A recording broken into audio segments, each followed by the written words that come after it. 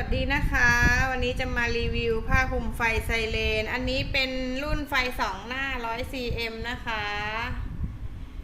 ตัวอย่างข้างนอกจะเป็นหนัง PVC ด้านในจะเป็นแบบนี้นะคะ